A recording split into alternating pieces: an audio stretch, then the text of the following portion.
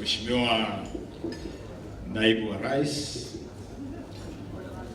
ndugu Samido ambaye ndiye mwenyeji wetu jioni ya leo, viongozi wa tabaka mbalimbali, na tunaona viongozi wamekusanyika hapa wengi, senators, members of parliament, members of the county assemblies, maafisa wenzangu wa serikali kuu na maafisa wa serikali zetu gatuzi. Nimefurahi sana kufika hapa kujiunga pamoja nanyi, nikiandamana na kiongozi wetu, naibu wetu wa rais mpendwa, His Excellency Rigathi Gachagua. Sisi katika sekta ya vijana, we prefer to call him Rigiji. I want to start really by congratulating you, Samido, for number one, being such a fantastic artist, being such a creative that has broken many ceilings, a creative that has been such an incredible role model for other artists, and for doing something that only very few truly great people do. Consolidating, you are giving back to the community or to the society through a foundation. And I want to congratulate you most sincerely that your foundation is anchored and tailored to mirror your own life. The life you have traveled, overcoming challenges, surmounting obstacles, rising from the ashes like the phoenix, and becoming a respectable member of our society that we celebrate tonight. Congratulations, brother Samido.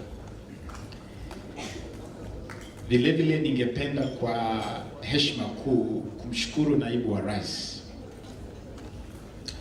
You know, when government was being formed,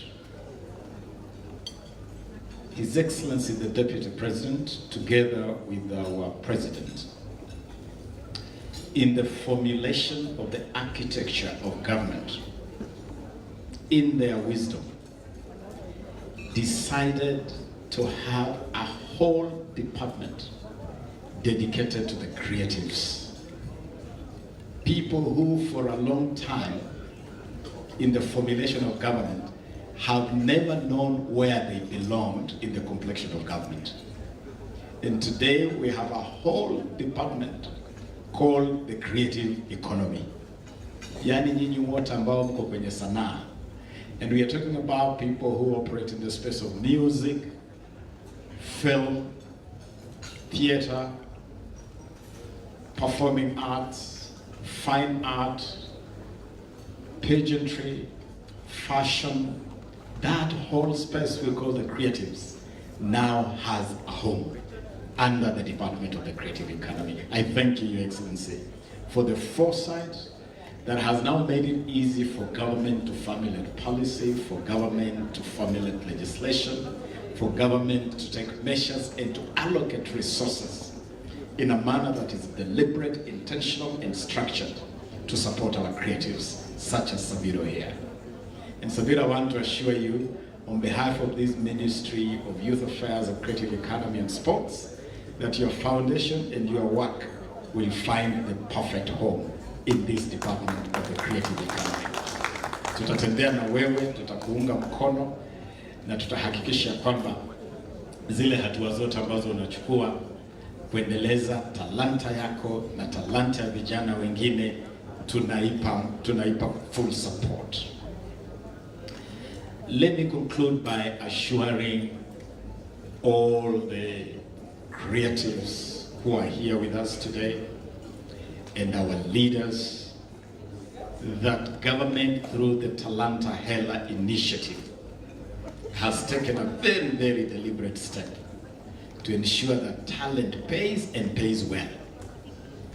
And all the way from schools teachers are now encouraging our pupils, our students to know that the same way you encourage a child to put effort in doing well in mathematics, in geography, in Swahili, the same way you encourage a child who is good in music, who is good in acting, who is good in sports, and that the same way you can live well as a doctor, a lawyer, or a teacher, you can live well as a musician, or a footballer, or an actor.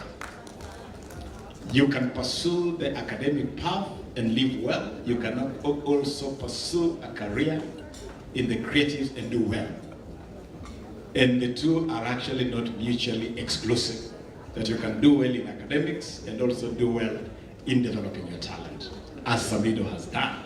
When you see this young man stand and speak here, you can see a young man who is properly balanced, amekula kitabu na amejenga talanta.